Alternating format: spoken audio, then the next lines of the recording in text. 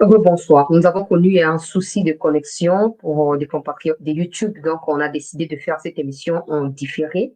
Continuez à vous abonner massivement, continuez à liker nos différentes sessions d'actualité, partagez les émissions afin de pouvoir agrandir davantage la communauté Chancel Channel News. Ce rendez-vous du week-end est une occasion qui vous est donnée spécifiquement sur cette chaîne pour suivre les différentes synthèses des informations qui ont fait la une des médias au cours de la semaine ici en République démocratique du Congo.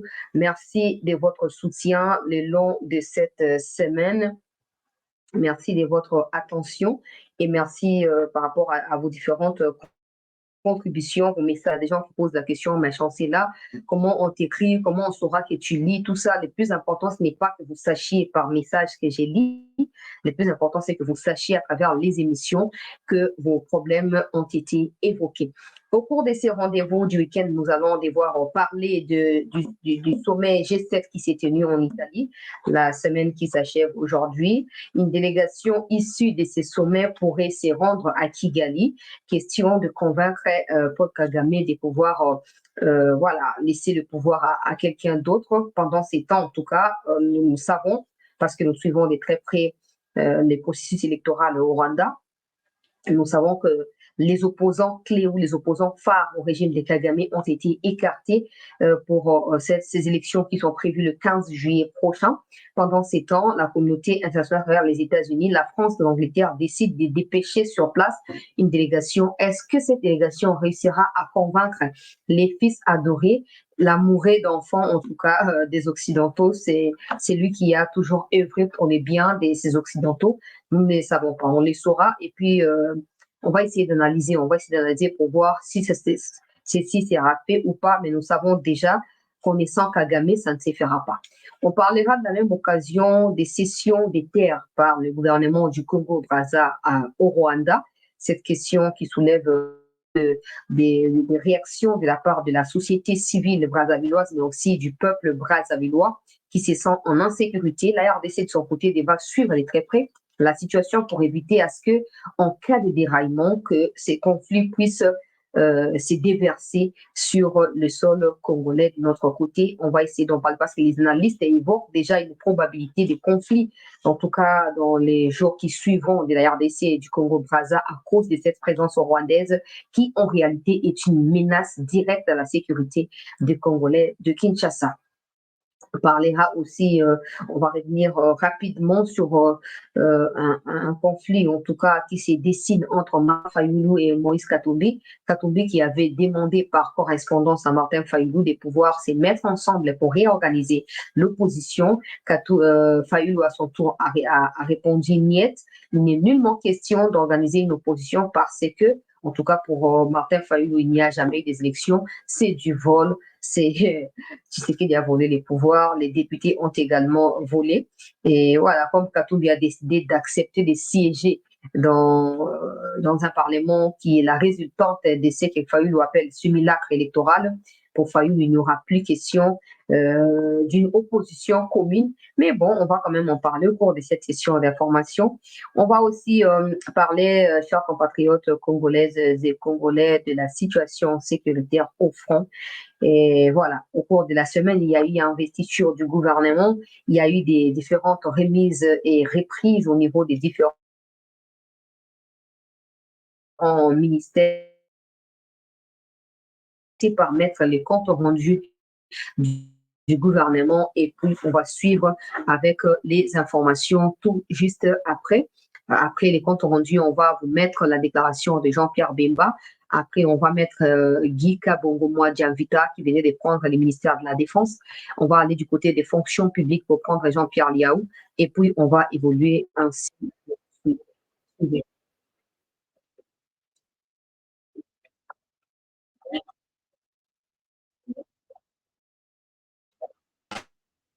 Présidé, c'est vendredi 14 juin 2020.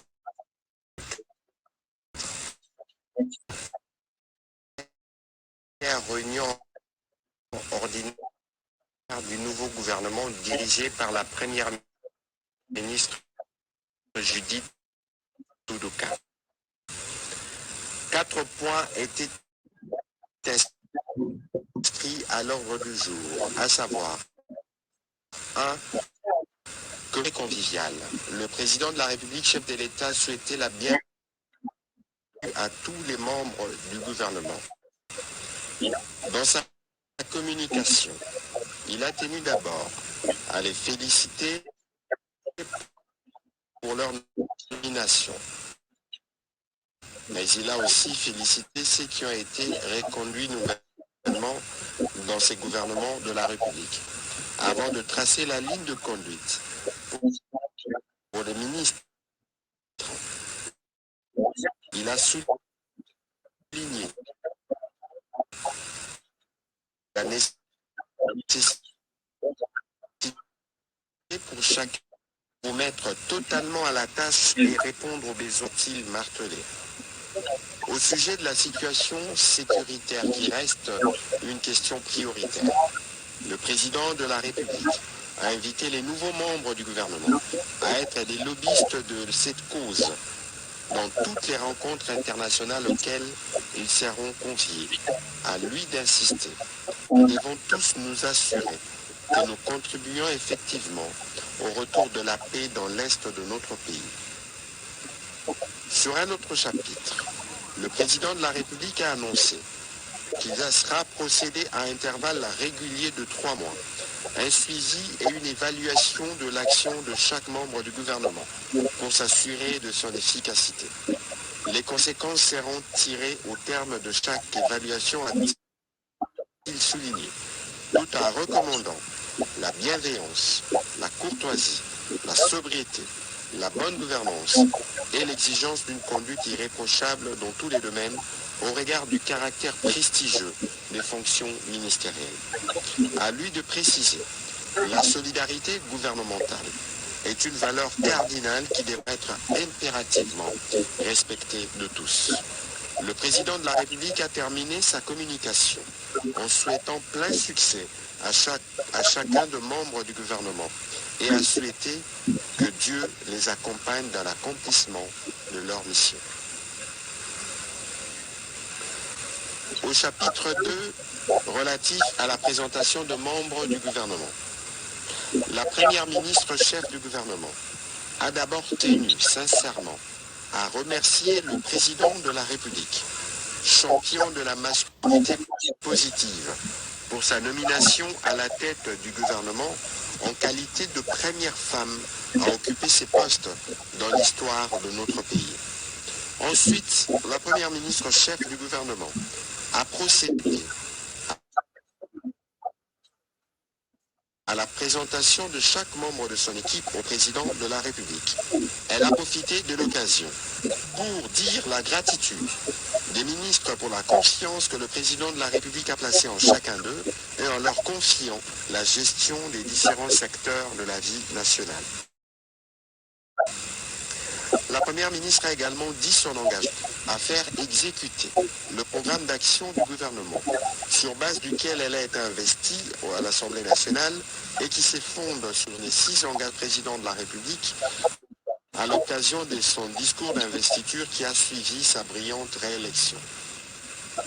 En vue de doter les gouvernements des outils nécessaires pour son fonctionnement harmonieux, et au regard des spécificités contenues dans chaque configuration, dans la configuration actuelle, un travail de modification de l'ordonnance portant organisation et fonctionnement du gouvernement est en cours d'élaboration d'une part, et celle fixant les attributions de ministères d'autre part. Faisons suite au débat général sur le programme d'action du gouvernement, en matière pour son fonctionnement harmonieux, et au regard des spécificités contenues dans chaque configuration, dans la fonctionnement du gouvernement est en cours d'élaboration d'une part, et celle fixant les attributions de ministères d'autre part. Ordonnance portant fixation et attribution et ministre, en tout cas, ils allaient c'est en cours d'écriture. En tout cas, on saura parce que Tina Salam va certainement communiquer avant pour lire ordonnance sur la RTMC. Ça prouve aussi que le président a compris que l'ingérence qu'il y a dans les affaires de certains ministères empêche à ces ministères de pouvoir œuvrer librement et de pouvoir porter des fruits qui sont attendus par le président, mais aussi par le peuple, qui est les souverains primaires. Le fait de mettre des limites, ça veut dire que toi, tu es conseiller à la présidence, tu devras t'arrêter à être conseiller, tu ne devras pas tu ne devras pas pouvoir t'attribuer la responsabilité d'un ministre.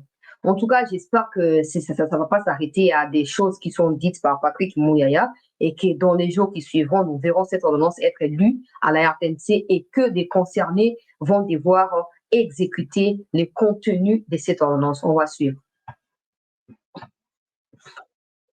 Faisons suite au débat général sur le programme d'action du gouvernement en marge de l'investiture à l'Assemblée nationale, où les députés nationaux ont insisté sur la nécessité de travailler avec les indicateurs pour permettre d'apprécier l'évolution du travail du gouvernement.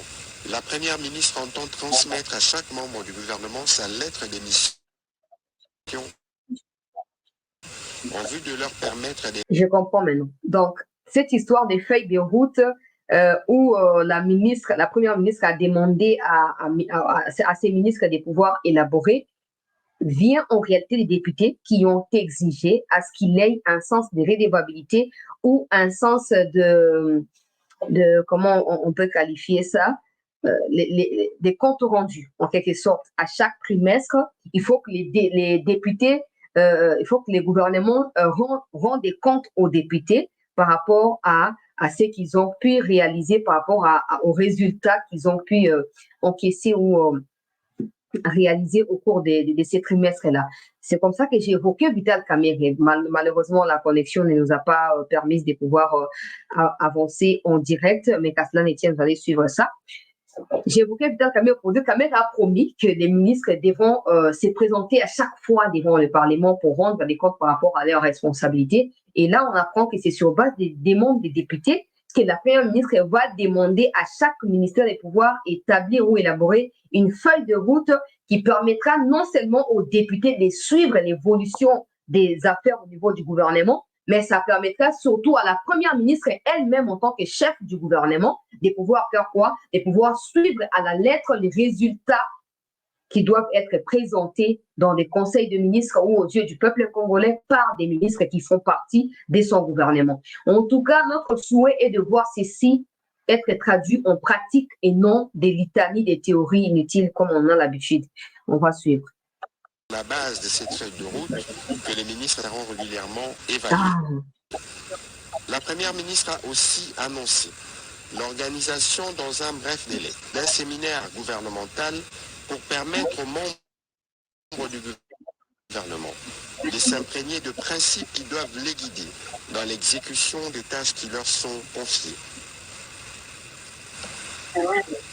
Compte tenu de certaines urgences et au regard du calendrier de l'Assemblée nationale, dont la clôture de la session ordinaire intervient ce samedi 15 juin 2024, elle a annoncé la présentation d'un projet de loi d'habilitation du gouvernement.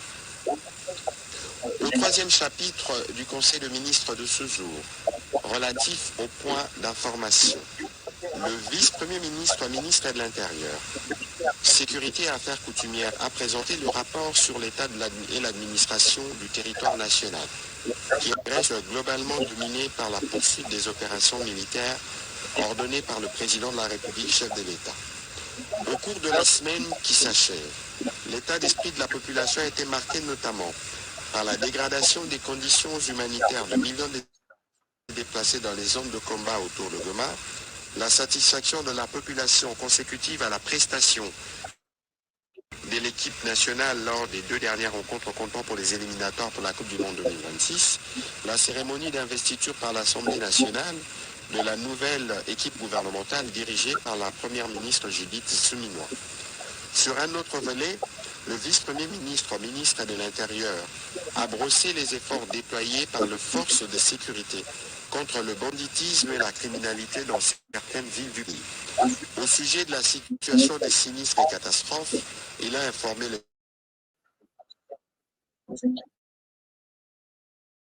1er juin 2024 aux environs de la localité des Lédiba, dans les territoires des Bolobos, cette embarcation en provenance de Kinshasa transporte environ 271 passagers. Le gouvernement de la République a dépêché une équipe d'investigation sur place afin d'établir... On parle des baleinières et des naufrages. Cette histoire ici devient normale, en tout cas normalisée. Une enquête a été ouverte et après, il n'y aura pas de conclusion. Et après quelques mois, on entendra encore parler d'une nouvelle baleinière qui a fait naufrage au fleuve Congo. Ceci m'interpelle dans deux aspects. En tout cas, l'aspect où tellement il n'y a pas de route, tellement il n'y a pas d'infrastructure qui permettent de relier la République par voie peut-être des voitures ou par pied, si on doit le dire comme ça, les gens sont contraints de prendre des baleinières ou des bateaux qui ne respectent absolument pas les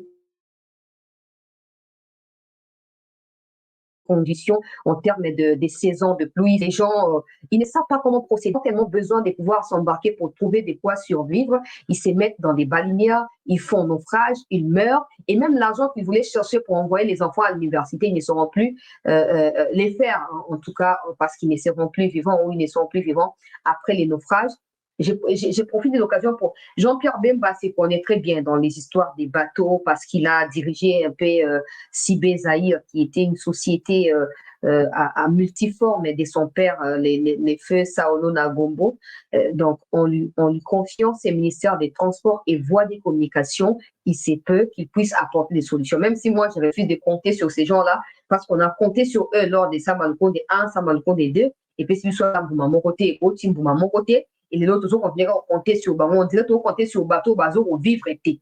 Nous, on vit, mais eux, ils ne vivent pas. Pour on va concentrer dans ma cambo, ça n'a rien à voir avec la République. Si côté Anzela, bateau qui n'a pas ni à Ponzela, ils ont son délai à Makolo, ils ont qui m'ont risque au Kenabania, et à cause d'un délai à Makolo, à moto, à bus, à camion, à côté de Kumbane, tout le monde en délai Congo central, à Yote Kinshasa. Ça encore, je vais parler des Guizarou. Les gens vont parler d'une fixation. Rien à voir avec fixation. Si ça dépendait que du peuple, les Guizarou ne devraient pas revenir dans les gouvernements. Ils ne devraient pas revenir dans le gouvernement de Gilles Luka. Parce qu'il n'a pas de résultats.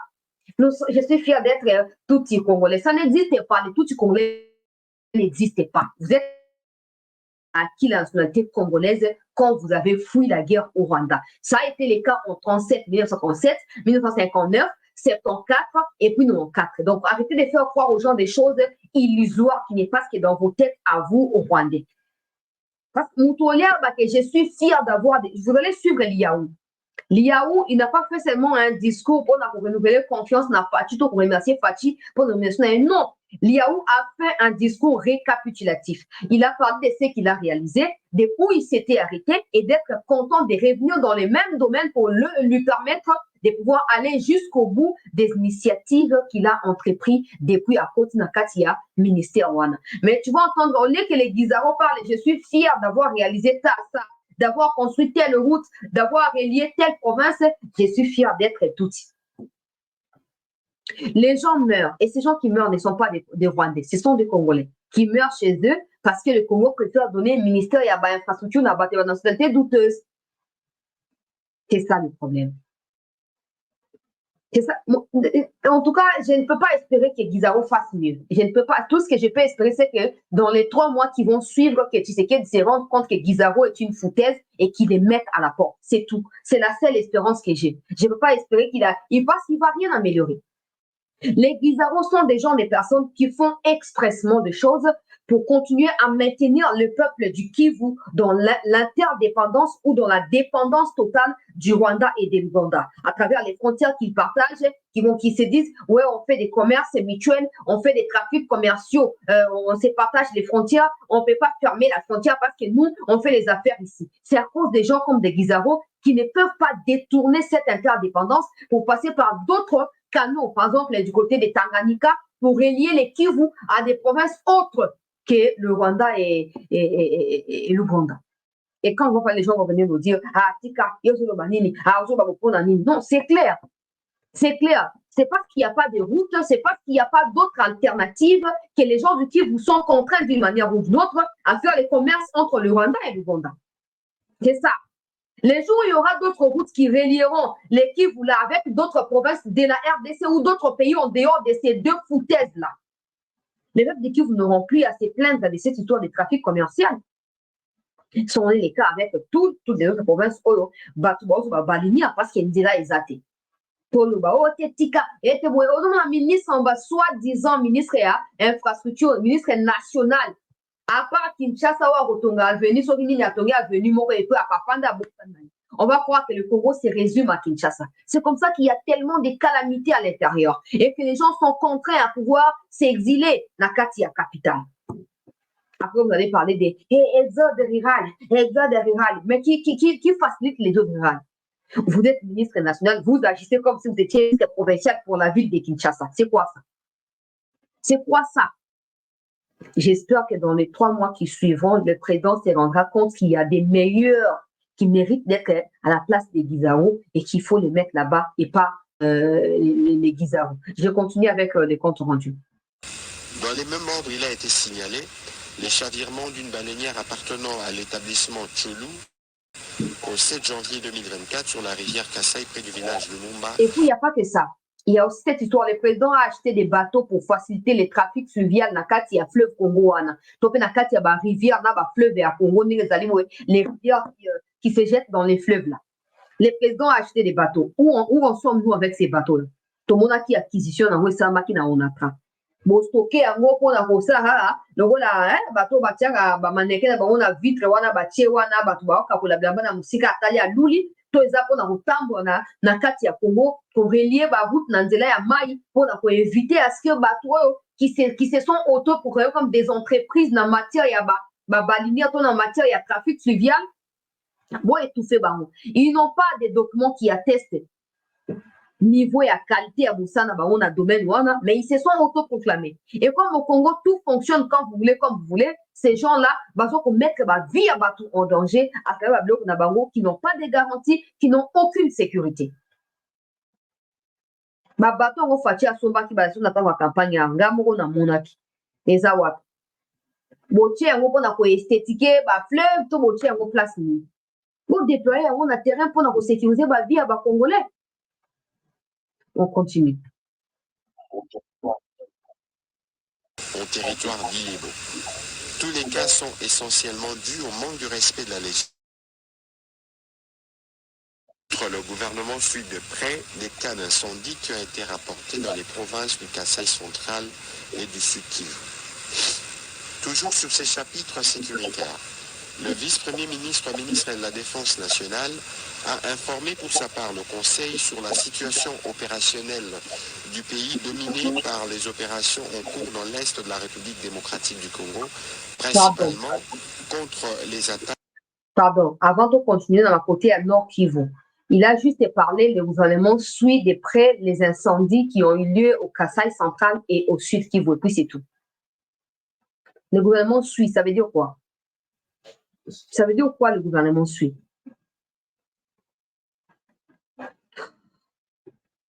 Bah même phrase oyo utiliser na premier mandat comme si utiliser na début ya mandat tolingi na biso te. Tolingi te Patrick Muyaya, tolingi te le gouvernement suit. Ça ne signifie rien le gouvernement. Tout le monde suit, moi aussi je suis. Est-ce que j'ai le moyen de résoudre les problèmes là? Non. Est-ce que j'ai le moyen d'aller sanctionner les auteurs qui ont déclenché les incendies? Non. Si le gouvernement suit comme tout le monde, qui trouvera les solutions? Qui trouvera les solutions? Qui arrêtera les coupables? Et...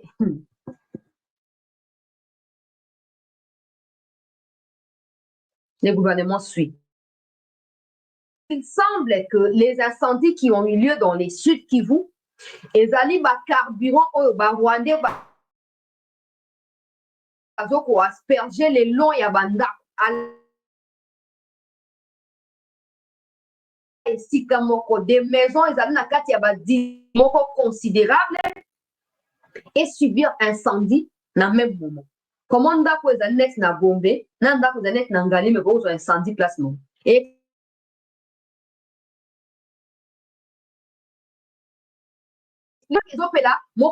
tout place moko. Ça veut dire que même opération oyo esalamaki na Gombe wana esami mpe na Ngaliema comme ça ba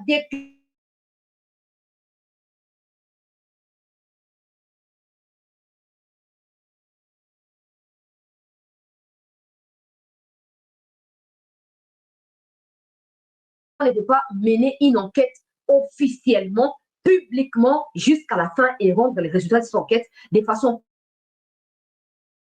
publique. Pourquoi vous faites la cachotterie la Congo? Pour alors on y a spécial homme qui est moi on a Congo. Et là on y exemple, vous avez procès à Malanga dans le public, moitié RTNC diffusé. Deuxième audience, c'est les gars qui vendredi. Inaperçu. Donc, on y va pousser votre babo sans l'icabouana. Maintenant, c'est à nous de continuer à requérir un dollar, on va dans la pour foutre, et puis nous allons pas au quota, au tamoulungue pour au quota. Au côté lettre pour la couverture médiatique, bah, si on dit là, on pas na juge président, zéro côté on pas na juré, zéro côté on pas na procureur, bah, c'est là où la réponse il y a général Lukulia, zéro tout ça, wana, bah, audience, ils ont continué, bozo manqué. Souvent, donc, Congo, on dit que c'est la spectacularisation. Mon bandit a bien dossier malin, mon bandit bien RTNC ont diffusé direct. Mon cas, pour l'année. Vendredi dernier, il y a eu audience. Oh, est allé repousser sous pendant le 18 juin. Hein? Bah, comme vous êtes secrétaire, bah, on met les voix qui battent, mais les gens ne savent rien. Néanmoins, il y a incendie dans le sud Kivu. Le gouvernement s'arrête à suivre. Posez-vous la question. Il n'y a pas eu d'éruption volcanique. Ces incendies-là sont provoqués par quoi? Les Rwandais qui cherchent à terroriser les peuples tout le temps. Bon, vous faites ce que vous avez à faire. Je n'ai plus quoi à dire. On va suivre. De l'armée rwandaise et de ses supplétifs du M23. Sur toutes les lignes des fronts, nos militaires se comportent avec bravoure pour mettre en déroute les ennemis de la paix et sécuriser nos populations. Nos forces de défense et de sécurité restent engagées plus que déterminées à pacifier cette partie du pays et à préserver l'intégrité du territoire national. Il a fait aussi part de la situation dans les environs de Kinshasa. Au dernier chapitre du Conseil de ministres de ce jour, relatif à l'examen et à l'adoption d'un texte, projet de loi portant habilitation du gouvernement. Le ministre d'État, ministre de la Justice et garde-sceaux a soumis au Conseil le projet de loi portant habilitation du gouvernement.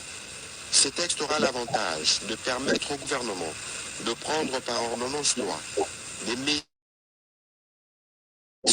constatives relevant du domaine de la loi pour l'exécution de son programme d'action pendant les prochaines vacances de l'Assemblée nationale. Concernée, l'autorisation de la prorogation de l'état de siège sur une partie de la République démocratique du Congo, la ratification de quelques accords et conventions de prêt conclues par la République démocratique. On va sauter, on va aller du côté de Jean-Pierre Bemba rapidement. La tête de ce ministère, dans un contexte de guerre, d'agression injustement imposée à notre pays et à son peuple, par des terroristes, des forces négatives. Nous avons, en dépit de cette situation, cru que la survie d'une nation dans ce monde en perpétuelle mutation est tributaire d'un système de défense qu'elle aura forgé et mis en place. Avoir le potentiel d'un forger est une chose naturelle pour notre pays. Cependant, le mettre sur pied d'œuvre et surtout, avant tout, l'expression d'une volonté et d'une détermination dans l'action. C'est à cet exercice que nous nous sommes livrés tout au long de notre passage au Kenya. L'ordonnance numéro 24/39 du 28 mai 2024 portant nomination des vice-premiers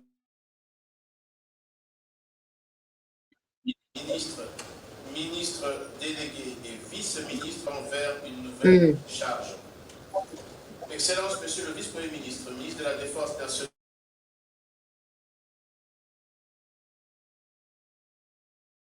combattants, mesdames et messieurs, c'est ainsi que nous sommes la lutte contre l'agression et d'accompagner la montée en puissance de nos phares d'essai, conformément à la vision du chef de l'État, commandant suprême des phares d'essai. J'ai cité son Excellence Monsieur Félix Antoine Tshisekedi Tshilombo, président de la République. Toute modestie observée, nous avons pu en 13 mois réaliser, entre autres, Le soutien de la justice militaire dans la poursuite en justice des auteurs des actes répréhensibles à tous les niveaux. Finalisation et publication. La différence est à moi. Il est en train de faire les points sur ce qu'ils ont fait. On n'a pas vu ça avec Guizaro. On n'a pas vu le cas par exemple si Emoga Monique est nord donc à Bombika Makambuka qu'elle est grande Dengiwan. Aux occasions autant alors il va poursuivre il y a autant de personnes qu'on a autant de problèmes. Arrestation, jugement, ils ont été condamnés. Bamoussous bazo de l'exécution à Bango. Nege ministre Sikaye à Kobana place pour Souki, Nazali disposé à accompagner dans la procès ici on a besoin. Mais on a d'autres qui ne se soucient absolument pas de faire des comptes comme ça. Vous allez suivre aussi l'IA ou suivre.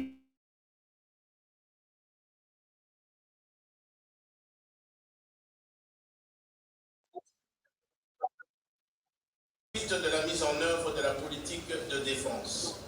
C'est comme l'une des mesures d'application d'un compte d'affectation spéciale dans le cadre de la mise en œuvre de la loi de programmation militaire. Supervision de l'acte d'engagement de cessation des hostilités entre les groupes armés dans la province de l'Ituri. Mise en œuvre de la réserve armée de la défense. Signature des accords de coopération militaire et mémorandum d'entente avec quelques pays partenaires, SADC, Samidiarsi, Égypte, Tanzanie, Burundi. Mise en œuvre de l'accord d'assistance mutuelle en matière de défense, RDC Burundi, et poursuite des opérations de mutualisation des forces FARDC UPDF contre les ADF MT.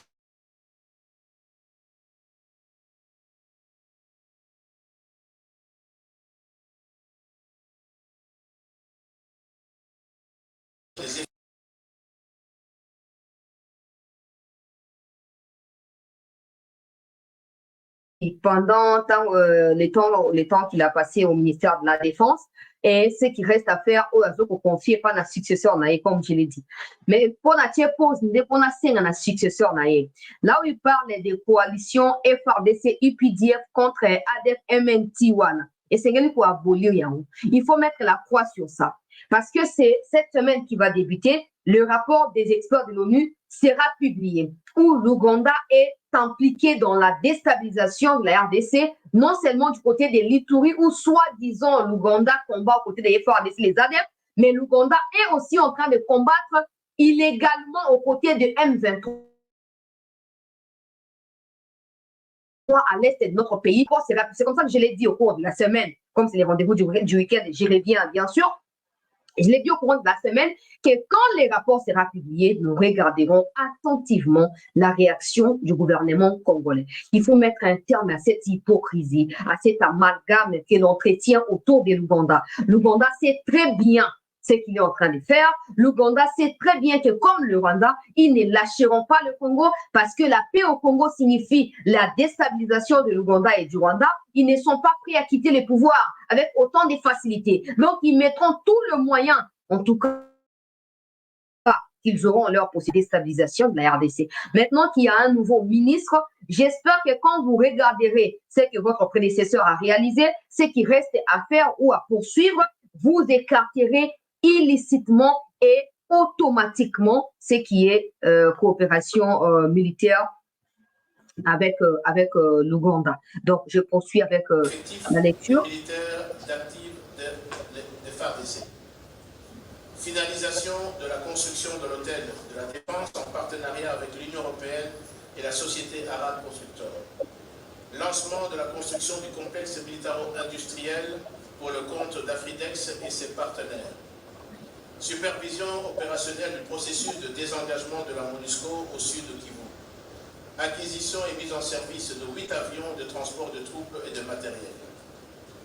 Excellence, Monsieur le Vice-Premier ministre, plusieurs défis demeurent cependant, notamment la pacification et la restauration de l'autorité de l'État à l'est de la République, le rétablissement de l'ordre public dans les provinces de Maïndomé et du Kwilu, la poursuite de la formation des unités d'élite, la lutte contre l'immoralité dans la gestion des FARDC, de la mise en œuvre de la réserve armée de la défense, pour la mise en œuvre de la politique de défense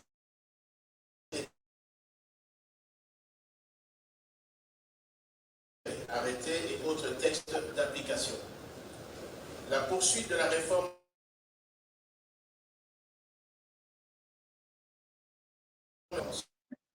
le projet d'ordonnance, la conclusion d'un projet de contrat, le soutien à l'érection du musée des forces armées.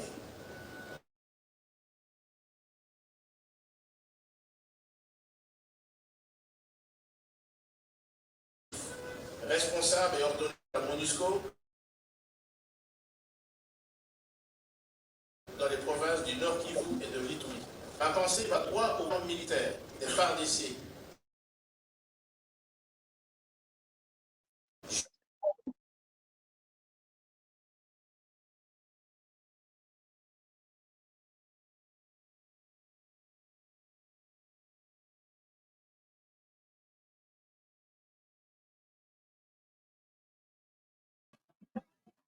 Voilà, on va revenir. Là, Bemba était en train de citer ce qui reste à faire ou ce qu'il faut continuer, ce qui reste à poursuivre au niveau du ministère de la Défense qu'il a initié pendant qu'il était là. On va remettre rapidement la vidéo et d'ailleurs, on va directement glisser du côté de Guy pour suivre lui aussi son discours. Poursuite de l'audit de la base des armées. Vous entendez? Monsieur le vice et McCarthy à la vice-primature de la Défense nationale et ancien combattant. Je voudrais à l'entame rendre les hommages les plus déférents à son Excellence, Monsieur le Président de la République, chef de l'État et commandant suprême des FARDC, son Excellence, Monsieur Félix Antoine Tshisekedi Tshilombo, pour avoir bien voulu placer sa confiance à ma modeste personne, en me confiant cette lourde responsabilité et qui a par la même occasion confié celle des transports, voies de communication et désenclavement à mon prédécesseur. La reconquête de l'espace occupé du fait de l'agression, l'éradication de troupes terroristes et forces négatives, le rétablissement de l'autorité de l'État, le retour de nos concitoyens dans leur milieu de vie. Il semble avoir compris sa responsabilité. Je vais positive et constructive en vue de lutter contre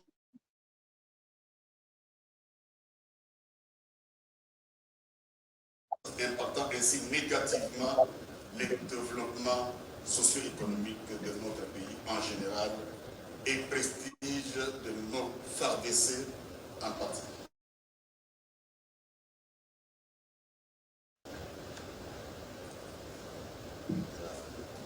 Mesdames et messieurs, l'heure n'est plus au long discours.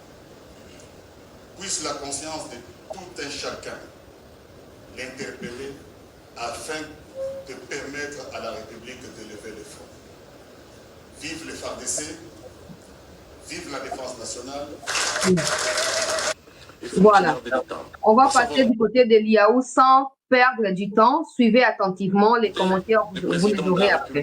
Chef de l'État, sur proposition de la Première ministre, chef du gouvernement, m'a fait l'honneur de me reconduire dans mes fonctions de vice-premier ministre, ministre de la fonction publique, modernisation de l'administration et innovation du service public. Tout en remerciant le Dieu Tout-Puissant, maître des temps et de l'histoire. Je voudrais ici exprimer au chef de l'État et à la Première ministre toute ma gratitude pour cette confiance renouvelée. En reprenant ces jours officiellement mes fonctions, je mesure toute la dimension de la tâche énorme qui m'attend. Je connais les problèmes des agents et fonctionnaires de notre pays pour les avoir côtoyés quasiment tous les jours. Je suis pleinement conscient de l'urgence qu'il y a a acté la mise en place d'une administration publique efficace, intègre et digne de ce nom dans notre pays, afin de rendre possible la transformation structurelle, économique, sociale et même sociétale de la République démocratique du Congo. Au cours de ces 3 dernières années, dans un élan de dialogue permanent, nous avons réussi ensemble Là, il fait le point. à faire bouger les lignes au sein de la fonction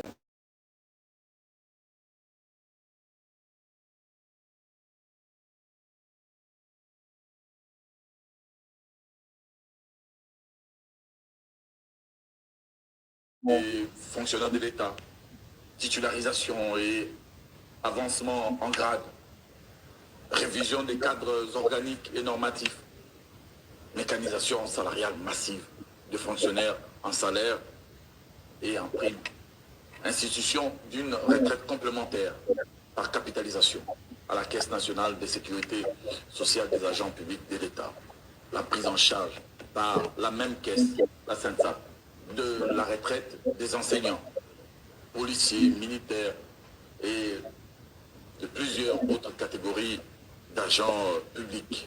Opérationnalisation de la branche des primes liées aux risques professionnels, une première dans notre pays. Et je n'oublie pas non plus la dématérialisation des démarches administratives, et la liste n'est pas exhaustive.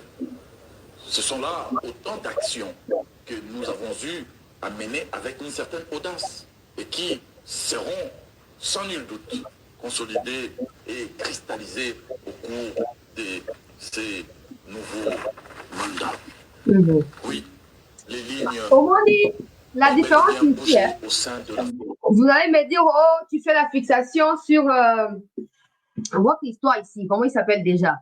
Oh, tu fais la fixation sur Guizaro, tout ça. Liao aussi est répondu comme Guizaro, mais il a pris le temps de pouvoir, à ça, la autocritique, de pouvoir nous présenter son bilan pour les 3 premières années, les jalons qu'il avait jetés, où il en est aujourd'hui, et bénéficiant encore d'une nouvelle confiance de la part de Félix Tshisekedi, du président de la République, il sait où il s'est arrêté la dernière fois ou après avoir travaillé 3 ans et par où il doit débuter en ces moments précis. Auto-évaluation. Les autres se contentent de s'auto-proclamer. J'ai été reconduit. J'ai été reconduit. Où est le bilan? Où est le bilan pour les 3 premières années? Ou même pour une année? Où est le bilan? Autocritique permet de pouvoir s'améliorer, de pouvoir accepter des critiques qui nous sont faites par des personnes extra notre environnement, et ça nous permet de pouvoir nous améliorer si on tient à obtenir des résultats efficaces. Liao va changer le ministère, et là il nous explique que pour les 3 premières années, j'ai réalisé ça avec bien sûr le soutien de tous ceux qui ont travaillé avec moi. Et maintenant, pour les prochaines années, à partir de maintenant, là, on va commencer par ici. On fera ça, ainsi de suite. Suivons. Fonction publique. Mais le chemin à parcourir est encore bien long. Plusieurs défis sont encore dressés devant nous. Et il nous faut donc vite nous remettre au travail. Parmi ces défis, il y en a qui revêtent un caractère vital, absolu. C'est le cas de la réforme de la politique salariale qui va nous permettre de tourner enfin la page de la mafia financière au sein de nos administrations et de soigner les blessures de plusieurs agents restés trop longtemps sous-payés ou sans salaire. J'ai palpé du doigt moi-même en faisant des tournées à l'intérieur de notre pays. J'ai croisé des fonctionnaires plongés dans la précarité, travaillant dans des conditions extrêmement difficiles. La politique salariale actuelle a démontré ses limites. Elle est dépassée et porteuse d'injustice et de disparités insupportables. elle doit au plus vite être remplacée par une nouvelle politique plus juste et plus en phase avec les réalités d'aujourd'hui. Chaque agent certifié, régulier, et qui est dans la tâche, a droit à une juste rémunération en salaire et en prix. Le principe qui va désormais prévaloir, c'est celui de l'égalité salariale, mieux, celui de l'équité salariale. Voilà pourquoi je m'emploierai dans les jours et semaines qui viennent pour la suppression des zones salariales, afin que tous les agents publics, où qu'ils soient, où qu'ils vivent, quel que soit leur sexe, soient tous égaux en droit et devant la loi. Un autre défi. Liaou koko osali décision wana ngana za moto liboso ya obeta maboko ya papa. Soko kokisi elaka uti kopesa oyo peuple congolais. Eli koloba nini? Eli koloba que c'est un peu ce que j'ai décrié, je crois, hier sur les réseaux sociaux par rapport, il y a frais. Frais, il y a participation à la session ordinaire qu'on appelle exéta. Vous voyez clairement que sur la liste, mais il y a quelque chose qui ne fonctionne pas. Certaines provinces qui sont présentées au Congo comme des provinces riches qui n'ont rien à envier aux autres provinces, là, on va trouver que les frais scolaires est 40 000 francs, les frais de participation à l'exéta est des 40 000 francs, des 35 000 francs, etc. Mais des provinces qui sont, par nos autorités même là, présentées comme des provinces les plus pauvres et qui n'ont rien, en tout cas, à offrir à la République, là, on trouve que les frais est fixé à 80 000 francs, 85 75 000 francs. Qu'est-ce qui justifie cette discrimination sociale? Qu'est-ce qui justifie cette différence dans les prix ou dans les frais de participation, sachant que toutes les provinces sont les provinces qui appartiennent à notre pays? Là, Liaou est en train d'expliquer que cette même discrimination salariale, disons comme ça, est aussi observée dans la fonction publique. Ça veut dire que vous pouvez être administrateur, un exemple, administrateur des territoires dans la province, par exemple, du sud Ubangi, et vous êtes aussi administrateur des territoires dans un territoire de la province du Haut-Katanga, par exemple. Et celui qui est dans le Haut-Katanga pourrait toucher, exemple, 50 $, mais celui qui est dans un des territoires de la province du sud Ubangi touchera 20 $. Discrimination salariale. Et là, Liaou vient de prendre une décision qu'à dater de ces jours, maintenant que le président lui a renouvelé sa confiance, il va travailler de sorte à ce qu'il ait équilibre avec la suppression des zones salariales. Donc, les salaires ne dépendront plus de la zone dans laquelle vous vous situez ou de votre sexe ou genre, si vous voulez, mais les salaires dépendront du fait que vous êtes agent de l'État simplement. Donc, que vous soyez du nord, du sud, de l'est à l'ouest, vous toucherez le même salaire eu égard des mêmes fonctions que vous occupez au sein de la fonction publique ou de l'État. Ça, c'est très important parce que ça évite à ce qu'il y ait des tensions qui soient entretenues un peu de partout, des gens qui sont en colère parce que, voilà, eux, ils ne touchent pas assez, d'autres qui se réjouissent parce que, voilà, c'est eux. Parce que nous, on donne beaucoup à la République. Notre province contribue dans beaucoup de choses dans la République. C'est normal que nous touchons ainsi. Ce ne sera plus le cas. Que vous soyez de la province présentée comme étant riche parce qu'il y a simplement des minéraux là-bas ou parce qu'on valorise que des minéraux au Congo, que vous soyez de la province où on valorise que la terre pour cultiver, vous toucherez le même salaire. Je suivrai parce que je suis en contact avec beaucoup de personnes dans ces ministères-là. Si ceci venait à être réalisé, je viendrai ou je reviendrai vers vous pour vous en tenir informé. Prioritaire va être celui de l'amélioration et de l'efficacité des services publics. Le président de la République en a fait l'une de ses priorités majeures. Et nous allons tâcher d'y apporter des réponses rapides. La fonction publique étant au carrefour de tous les secteurs vitaux de la nation et de tous les services publics. Nous tâcherons de travailler avec les responsables sectoriels concernés afin de rendre possible cette noble ambition d'innovation du service public dans notre pays.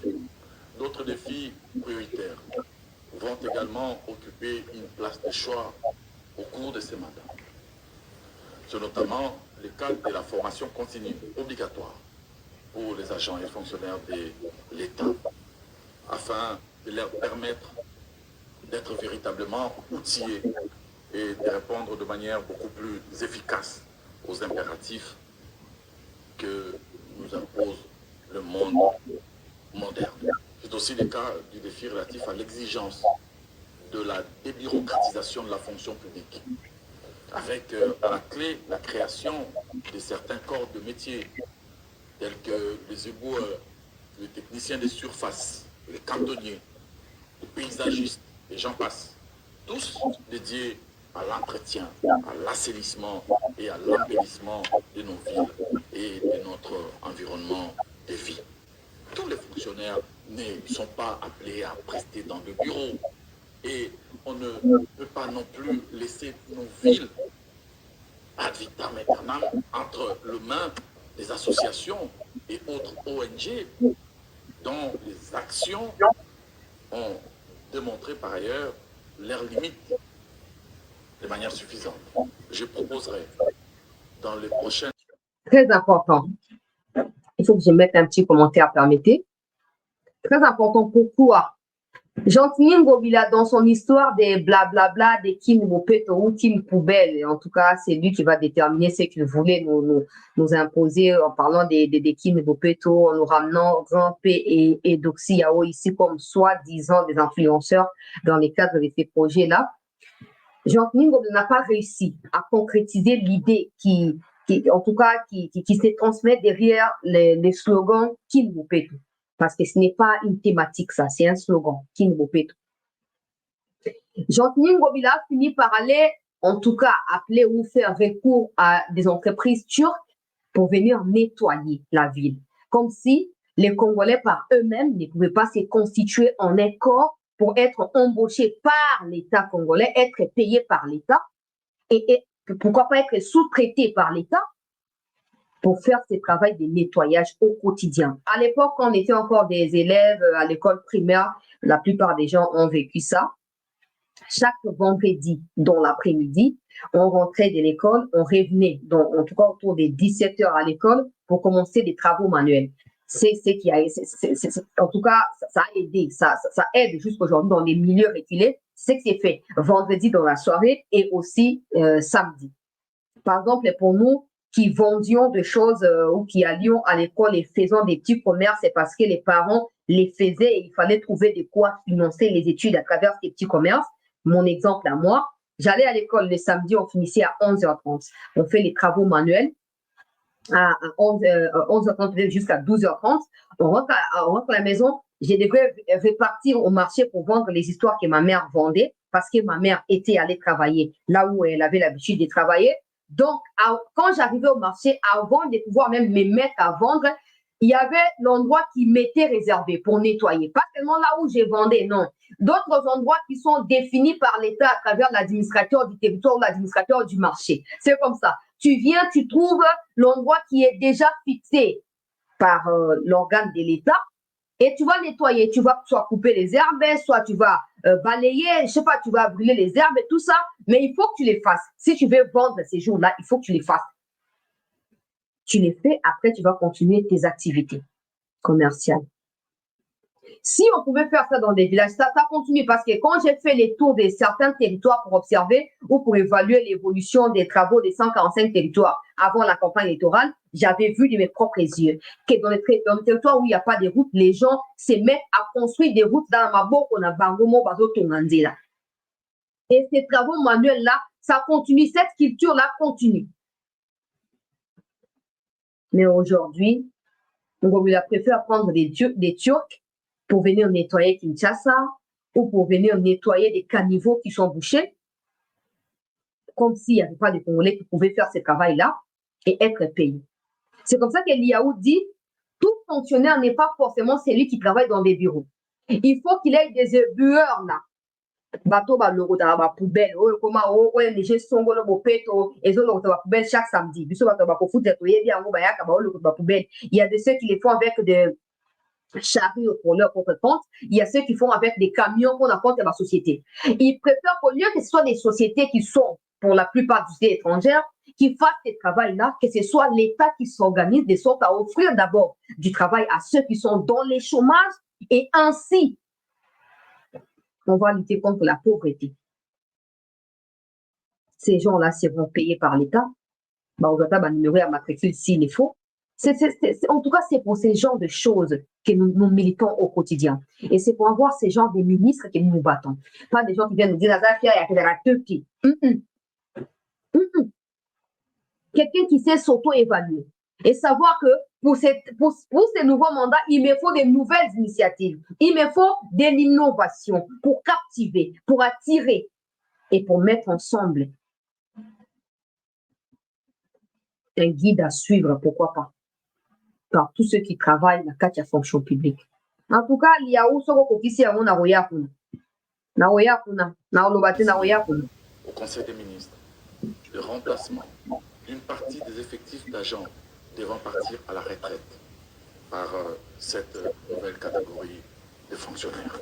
Le moment viendra où je vous parlerai de manière plus ou moins exhaustive des objectifs que nous allons fixer pour le mandat qui démarre aujourd'hui. Quant à moi, je vais continuer à être le ministre du dialogue social et de la démocratie sociale. Un ministre qui respecte et qui considère chaque agent dans sa singularité, dans sa spécificité, quel que soit son grade, sa fonction ou son rang social. Je vais être le ministre qui ouvrira sous l'égide du président de la République, chef de l'État, une nouvelle ère pour les fonctionnaires. C'est lui qui tracera la voie vers la mutation administrative, la voie vers une grande administration moderne, efficace, intègre, considérée et respectée par tous les citoyens. Je n'ignore rien du combat qui aura à mener contre les antivaleurs et les réseaux mafieux qui ont si longtemps profité de la faiblesse de l'État. Notre détermination est forte, nette et sans faille.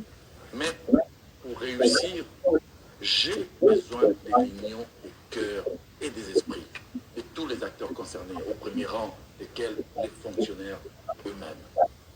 Son Excellence, Monsieur le Président de la République, chef de l'État, et Madame la Première ministre m'ont d'ores et déjà fixé des caps. Et je sais pouvoir compter à tout moment sur leur soutien, tout comme sur l'apport et l'accompagnement de tous les membres du gouvernement. Devant vous, aujourd'hui, je m'engage à servir notre pays dans le cadre de mes attributions avec exigence, exemplarité, loyauté et dévouement. Et aussi à servir l'administration publique avec justice, équité, neutralité et toute l'impartialité voulue. Et en être guidé que par une seule et unique boussole, l'intérêt général.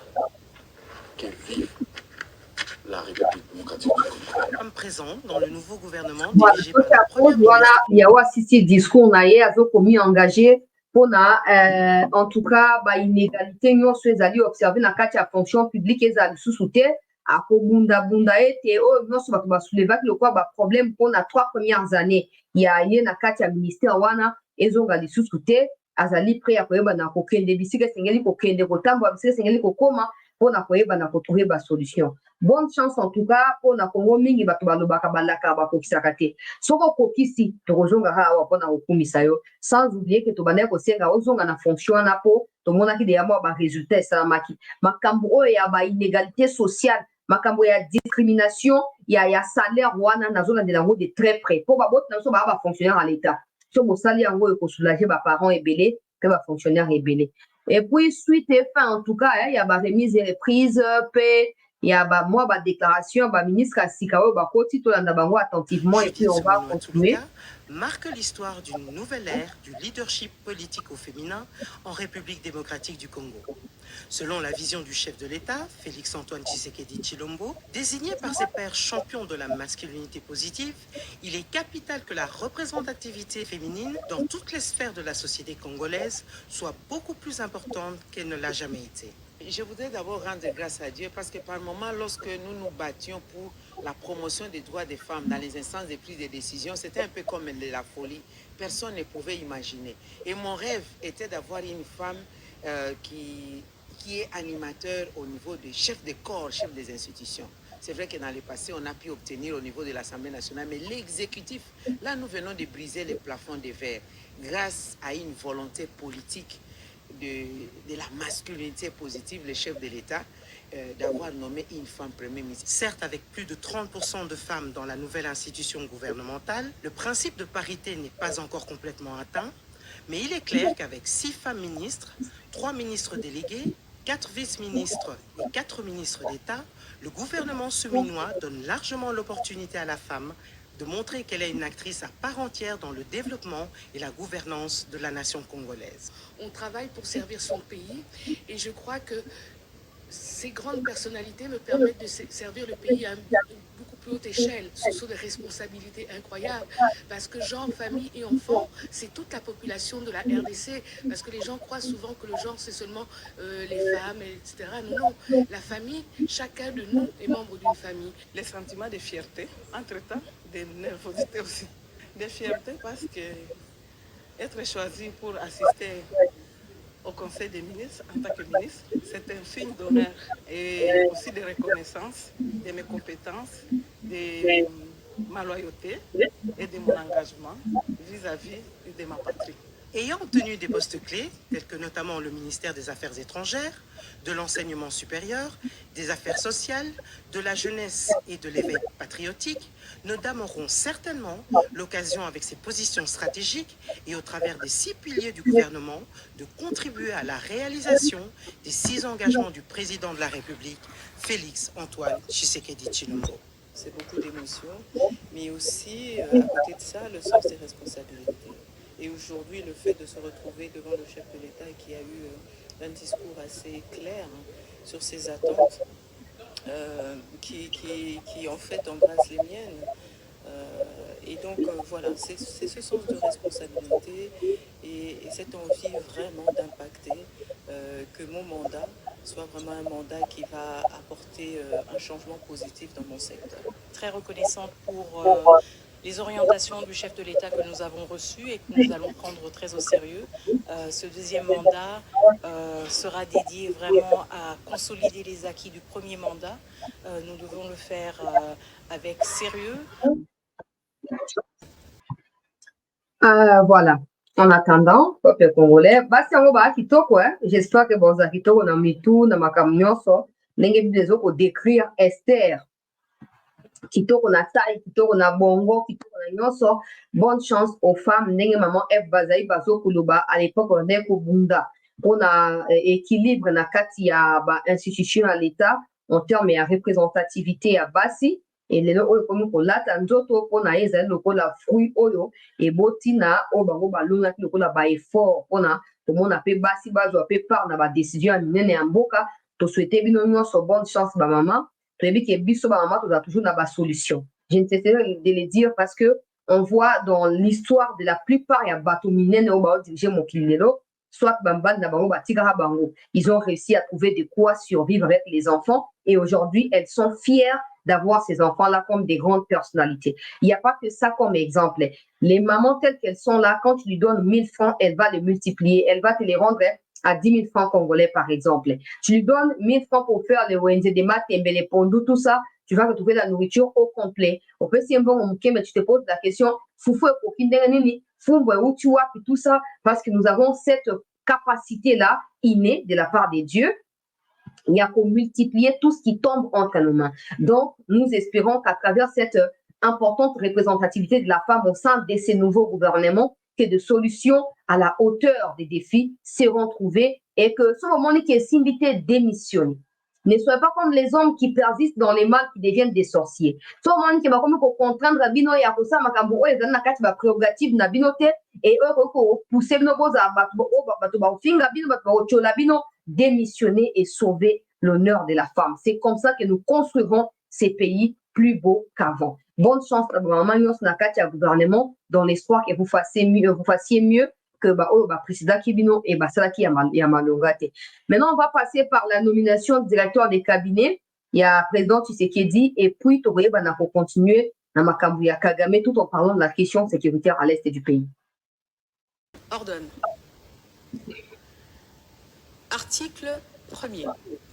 Est nommé directeur du cabinet du président de la République, messieurs Anthony Kinzo Kamole. Article 2. Sont abrogées toutes les dispositions antérieures contraires à la présente ordonnance qui sort ses effets à la date de sa signature. Fait à Kinshasa le 11 juin 2024, Félix Antoine Tshidimba. Ministre, en premier lieu, Remise et reprise, Katina rappeler Samaloukoum et Judith Toulouka. On va traiter parce qu'on a déjà eu le conseil de ministre, le compte rendu tout ça. Anthony Kinzo, qui est le pasteur à l'église de Philadelphie, est là, comme vous pouvez le voir. Il en a ajouté à Wana. Il a été nommé. Il y a un portrait, en tout cas, à son sujet. Ces portraits-là, je ne peux pas les diffuser ici sur YouTube, mais vous pouvez le retrouver sur notre page Facebook. Allez là-bas, vous allez retrouver les portraits d'Anthony Kinzo et vous confondez qui est-il, de quoi est-il compétent ou capable. Il y a président de la République et puis c'est le reportage, il y a remise et reprise entre Anthony Kinzo et... Quelques signatures sur le procès-verbal et un échange de signataires pour passer la main. En toute sobriété, le nouveau directeur de cabinet du chef de l'État, M. Anthony Kinzo Kamole, a officiellement pris ses fonctions à l'issue d'une cérémonie de remise-reprise présidée par le secrétaire général à la présidence. Appelé à gérer la planification des programmes du pays au gouvernement en qualité de vice-premier ministre, ministre du Plan, le directeur de cabinet sortant, Guilain Nyembo, a remercié le chef de l'État Félix Antoine Tshisekedi et ses collaborateurs pour l'accompagnement lui assuré. Nous avons vécu des belles histoires et remporté de bons combats et des combats dignes pour la République. Vous avez été d'un grand apport dans la réussite de toutes ces missions, avec un recueil des discours, un clin d'œil pour cette équipe. Je laisse sur la table l'important dossier de la digitalisation de cette administration que nous avons déjà démarré et qui tient le chef de l'État à cœur pour améliorer les services à d'autres institutions de la République, à nos compatriotes et aux différents partenaires de notre pays. Fidèle à ses convictions et à sa méthode de travail, le nouveau directeur de cabinet du chef de l'État, M. Anthony Kinzo Kamole, a dans ses premiers mots appelé ses nouveaux collaborateurs à poursuivre l'élan du travail, mais avec un peu plus de dextérité. Ma loyauté et toute ma déférence au président de la République. Arriver à cette fonction, ce n'est pas peu de choses.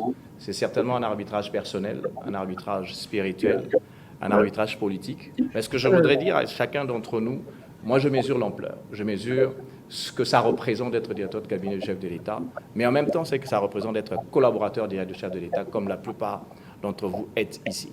Ça veut dire que c'est de la mesure, ça veut dire que c'est de la discipline. Je voudrais vous dire une chose, chaque fois que vous vous trouvez quelque part, vous représentez le chef de l'État, vous représentez le cabinet, vous représentez la fonction que vous portez. Alors je voudrais que chacun d'entre vous porte ce manteau partout où il sera et dans tout ce qu'il fera. Il y a un tableau de bord qui vous sera donné pour ce que j'appelle une sorte d'état des dossiers pour chacune des cellules on voudra les avoir, on vous donnera probablement 5 jours ou une semaine. J'aurai une rencontre avec les différents directeurs de cabinet adjoints et j'aurai des rencontres avec chacune des cellules. On va s'asseoir, on va discuter, on va échanger, autant de temps que ça va prendre, mais chacun devra connaître ses dossiers. On va découvrir. Ce sera pour moi aussi un test pour chacun des CP et aussi pour chacun des conseillers. Et je vous en supplie, on se met au travail. De la même manière que vous avez travaillé avec Guila, vous allez travailler avec moi. J'ai besoin de vous. S'en est suivi un échange en privé entre Guila Ndiembo et Anthony Kinzo Kamole avant une visite de différents services du cabinet et la remise des clés du charroi automobile. Voilà. Avant de continuer avec les restes des images, en tout cas, et commentaires pour cette semaine en termes de rendez-vous du week-end, on va parler de l'histoire des Kagame pour ne pas faire patienter tout le monde parce que certainement, vous allez bien dans live pour le Cambouana, vous allez beaucoup d'émissions pour le Cambouana. Il y a eu un sommet G7 au selon Bango, parce que ça ne représente pas la réalité. C'est des illusions qu'ils essayent de vendre à tout celui qui est prêt à pouvoir accepter ce genre de choses. Ils disent que G7 c'est un sommet qui réunit des décideurs du monde. On ne peut pas décider du sort des autres sans eux ou sans leur présence. Ça ne se fait pas. Ces gens-là qui se réunissent autour des sommets G7 chaque année, ils les font pour leur bien, leur pays et leur peuple. Ils ne les font pas pour tout le monde. Ce n'est pas la décision du monde entier, c'est ce genre de choses. Qu'à cela me tienne. Un sommet G7 s'est tenu en Italie cette semaine. William Ruto a été invité. En tout cas, initialement, ce n'était pas prévu qu'il aille là-bas. Mais à cause du rôle nouveau qu'il doit jouer à la place des Kagame désormais en Afrique dans son ensemble et en particulier par rapport au positionnement du Congo au sein de l'Afrique, il a été invité. Il a pris part à ces assises-là. Et à la fin, une réunion a été tenue en aparté pour parler de la question du Rwanda. Il faut vous rappeler que les élections sont prévues au Rwanda à la date du 14 juillet prochain. En tout cas, du 14 ou du 15 juillet. Ça va coïncider avec mon anniversaire. Donc, il faut déjà préparer pour mon anniversaire. Bref, pour ces élections qui sont prévues, déjà, la CENI ou leur CENI là-bas, donc la commission qui organise les élections au Rwanda, a déjà rejeté la candidature de tous ceux qui se présentent comme étant des opposants farouches au régime sanguinaire de Paul Kagame.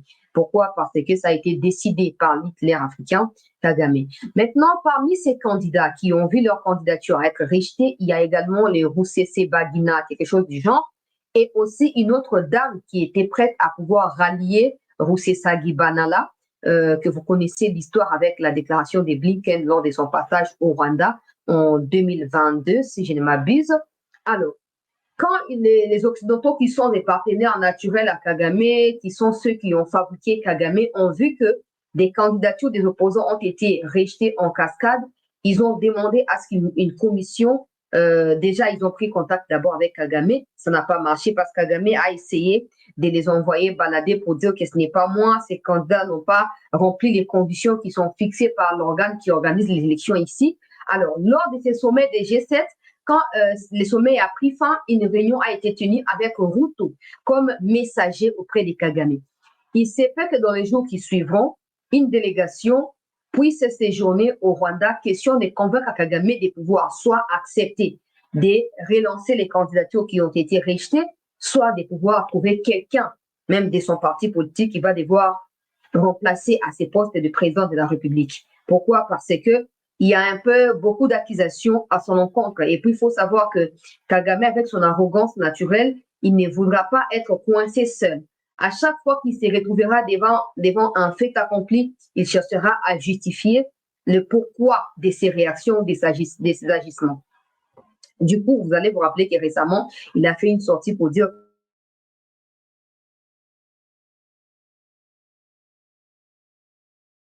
on m'accuse des piller des minéraux. Ça seul, il faut vous poser la question, où est-ce que ces minéraux-là atterrissent après leur extraction de la RDC? Je ne suis pas le seul, il y a plusieurs pays de l'Occident qui partagent avec moi ces minéraux-là.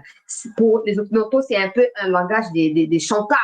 Alors, ils n'acceptent forcément pas cette attitude des Kagame qu'ils connaissent depuis toutes ces années. Donc, une délégation pourrait atterrir au Rwanda.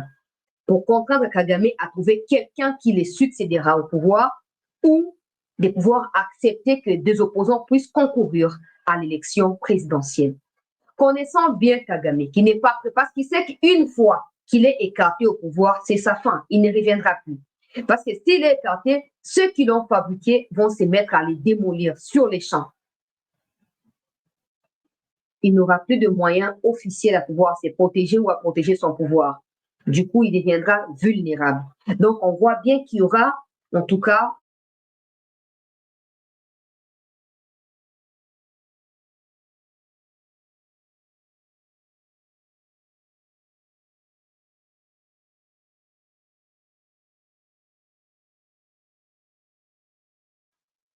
pendant ce temps, la pression augmente parce que depuis qu'il y a eu cette histoire des Forbidden Stories avec Rwanda Classified, depuis qu'il y a eu des informations qui ont fuité sur les prochains rapports des experts de l'ONU, le Rwanda, à travers son gouvernement, ne cesse de se justifier au quotidien. Ouais, ils ont monté un coup, ils veulent salir l'image du président Kagame, ils veulent empêcher aux Rwandais de pouvoir renouveler leur confiance en la personne de Kagame. Ben ouais, ils ne veulent plus de Kagame parce que Kagame ne joue plus leur jeu. Et pourtant, nous savons tous que Kagame a toujours été un garçon de course de ces hommes-là.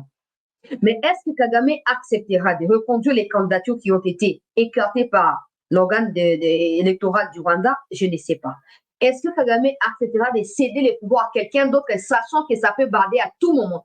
Parce qu'il n'y a pas de relation de confiance. Pour preuve, il y a 48 heures de cela passé, Kagame a remanié son gouvernement et même son appareil sécuritaire. Il n'a absolument confiance en personne.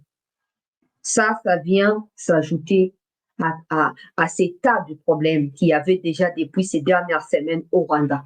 Ça ne signifie pas que les Congolais doivent jubiler ou festoyer pour dire que ouais, Longoli Kagame, c'est que Tolongi t'es. C'est une information que je partage. Ça ne veut pas dire que je suis en train de dire aux autorités de croiser les bras et de savourer les chefs. Non, non, non. Moi, j'ai dit la seule victoire que les Congolais devront savourer, c'est la victoire d'un combat que les Congolais seuls auront déclenché contre Kagame. Si Kagame venait à chuter par l'initiative des Occidentaux, ce ne sera pas une source de joie pour les Congolais, parce qu'on n'aurait pas contribué à cette chute-là. Il faut que la chute de Kagame soit déclenchée par nous, Congolais, pour qu'on vienne jubiler. Mais les autorités congolaises doivent continuer à maintenir le cap dans la quête des différentes solutions depuis un certain temps.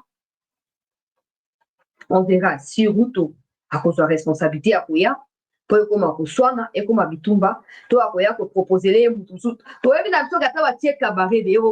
Nous connaissons beaucoup de compagnons de Kagame qui l'ont aidé à atterrir où il est aujourd'hui, mais Kagame s'est chargé de les éliminer systématiquement en Afrique du Sud, en Belgique, en France, aux Pays-Bas et dans plusieurs autres pays dans le monde, en Australie. Donc Kagame ne fait confiance à Mutute. Pour ayebi déjà que mabe oya sale leki ebele moto moto ya kolinga kobatela ye lokola nzoko pembeni ya pouvoir wana bato nyonso so bazwi pouvoir lelo bakolinga baekarte mpo azali mutu mabe sikoyo ye asi ayebi yango akolinga te atika pouvoir na kati ya facilité. Est-ce que ces gens-là vont le comprendre? Ça, on ne sait pas encore. Ça, on ne sait pas. Mais on continue à suivre ce que ça pourrait donner. À quoi est-ce que ça va déboucher dans les jours qui suivront? Toujours continuer. Pour ceux qui me posent la question par rapport au sommet qui était prévu au mois de juin 2024 entre la Russie et l'Afrique, ce sommet a été repoussé légèrement pour le mois de février. Ça pourrait s'organiser le mois de juillet, j'allais dire, ça pourrait s'organiser vers la fin du mois de juillet. Mais la délégation congolaise est déjà là-bas. Elle n'est pas encore rentrée. Soit aux zones tournées, c'est donc ici, zones. Pas bateau, tout ça fait à Bakar, qui est sauté, et ça, dans le mois de juillet, ça, dans le mois de juin, dans le mois de juillet. Vous pouvez consulter les médias occidentaux, même des médias russes, on parle déjà. Et ça, dans le mois de juillet. Ce qui est connu, je m'en vais pour vous mettre les images qu'on a pu diffuser le long de la semaine par rapport à Bitumba dans niveau et à front. Tout liker émission, tout partager en gros, tout s'abonner massivement. Au courant de la semaine, je vous ai montré ces messieurs qui prétendent être congolais, qui prétend aussi avoir déserté du côté à Banguna et à République et qui prétend raconter des choses que je refuse d'accepter pour le vitu vya kusikiliza sikiliza maneno M23 iko napigania mtu mwanasema lugha ya Kinyarwanda. Hapana, hapana, maana ile ni faux et archi faux. Ni watu wenye bako na maintere zabo zenye hauwezi jua. Unawezi kuko mwile movement les intérêts zinakitaka akote na hautavijuaka, japo uko pale wakati viti inakuwa, wakati risasi inalia. En gros, le monsieur dit avoir été recruté dans Kachaba M23 depuis un temps et après, voilà, il s'est rendu compte que finalement, je suis un Congolais, je ne peux pas rester là-bas, j'ai déserté, je reviens auprès des FRDC. Et là, il est en train d'expliquer comment ça fonctionne, comment le Rwandais utilise au premier plan de leurs opérations pour faire croire aux gens que c'est une guerre congolo-congolaise. Mais en réalité, tous les Congolais qui font partie de ces ligablos terroristes et de l'armée rwandaise M23 ne connaissent absolument pas les vraies motivations de cette guerre. Parce que la motivation reste cachée parmi eux, Rwandais. Il dit avoir reconnu quelques personnes qui connaissaient depuis longtemps au sein de AFDL, de RCD Goma, de CNDP. Aujourd'hui, ils sont en train de piloter les opérations aux côtés du M23. Il explique que les officiers des forces spéciales de l'armée rwandaise atterrissent souvent à Tchanzu pour former des jeunes qui sont recrutés des recrues de force pour intégrer leur mouvement terroriste, et qu'il demande au gouvernement de pouvoir mettre tout en œuvre pour démobiliser ceux qui sont encore au sein de M23 afin que ceux-ci rejoignent les forces armées de la RDC. Je poursuis avec la diffusion des autres images qui nous attendent. Au courant de la semaine, on vous a aussi diffusé ces images de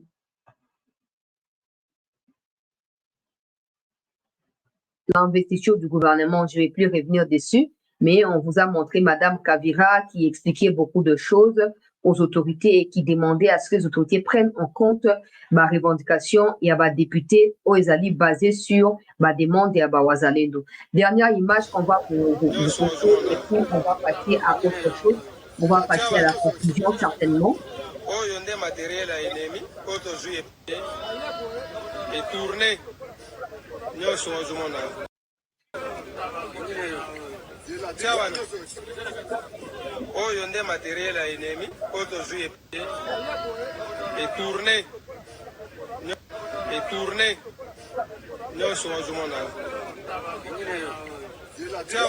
Ce groupe des 10 militaires blessés de guerre sur un total de 40, accompagnés de quelques médecins soignants, ont quitté Kinshasa ce jeudi 13 juin 2024, tard dans la soirée, pour de soins appropriés à l'extérieur du pays, pressés de recouvrer la plénitude de leur santé pour rentrer au front. Ils ont exprimé leur profonde gratitude au commandant suprême pour son souci permanent pour le bien-être de leurs frères d'armes engagés au front. Ils leur demandent de se battre jusqu'au sacrifice suprême pour défendre l'intégrité territoriale de notre pays. La nation reconnaissante n'oublie jamais ses valeureux défenseurs, ont-ils insisté. Remercier le commandant suprême des forces armées par l'initiative finale de Tozabassin à approprier sur bateau posant la difficulté la carte à Moussala, toujours à Soda, toujours moins passé, tout le vexé, sur ce chef à maison militaire, la bapui naïe à Sali pour que les noms Mokaleno, tout matakoto du Manamota. On a baopé batikali, bakwesa moralité.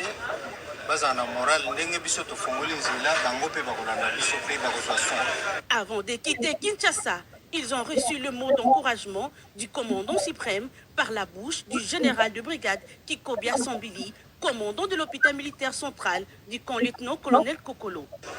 Commandant suprême a tindeli bino message à travers chef à maison militaire, Sabino ndenge alobaka na bino ndenge alobaka na bino mikolo nyonso ozali bahero ya mboka oza kotangisa makila mpona mboka ye na mission na ye ya kobatela mboka makanisi na ye nyonso bolingo na ye nyonso ezali likolo na bino akosoutenir bino baoyo bosi bozoki bosi botangi makila ti bokozwa libiki esika bokei.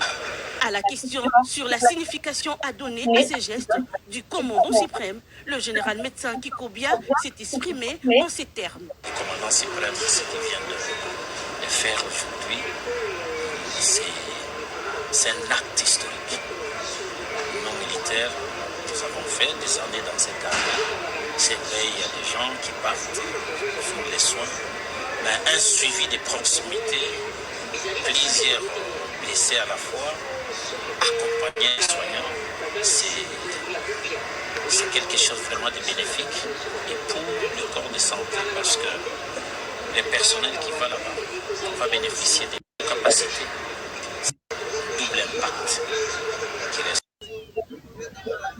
Voilà, ces autres images qu'on a diffusées où la population proteste, c'est plutôt à Butembo. J'allais dire, hein, je crois avoir dit Kanyabanyo, là, mais c'est à Butembo.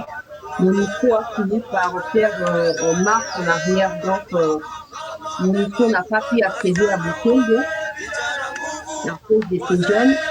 Je vais poster cette vidéo intégrale dans la nuit pour que vous la suivez bien. Demain matin, vous suivez l'intégralité de cette vidéo, la suite de ces actions. Ces jeunes ont réussi à pousser les gens de Monisco à remonter. Le général d'armée Christian Chiwewe a présidé ce jeudi 13 juin 2024 à Goma une réunion de haute portée sécuritaire et stratégique. C'était à l'intention des commandants des opérations pour évaluer la situation sécuritaire actuelle qui prévaut dans cette partie de la RDC, comme l'a révélé le lieutenant-général Fall Sikabwe, chef d'état-major de forces terrestres et coordonnateur des opérations au nord et au sud Kivu. Nous retenons que le chef d'état-major général des forces armées de la République démocratique du Congo a effectué ici à Goma une grande mission de travail avec tous les commandants des opérations. Il s'agissait d'évaluer la situation opérationnelle et d'émettre certaines options qui pourront résoudre certains problèmes que nous connaissons sur terrain. Tout en reconnaissant la souffrance des populations déplacées de guerre, le lieutenant-général Fall Sikabwe a rassuré que l'armée loyaliste est prête à répondre à ses attentes. La population a assez souffert. Aujourd'hui, nous avons dénombré près de 12 millions de cas de décès suite aux affres causées par notre voisin, le Rwanda. Aujourd'hui, nous avons 3 millions de déplacés internes, la population qui a dû quitter leur foyer d'origine pour se retrouver dans des taudis, dans des situations invivables. Tout cela par les affres de la guerre causée injustement par notre voisin. Eh bien, nous disons à la population, nous n'avons pas deux nations, nous avons une seule nation congolaise.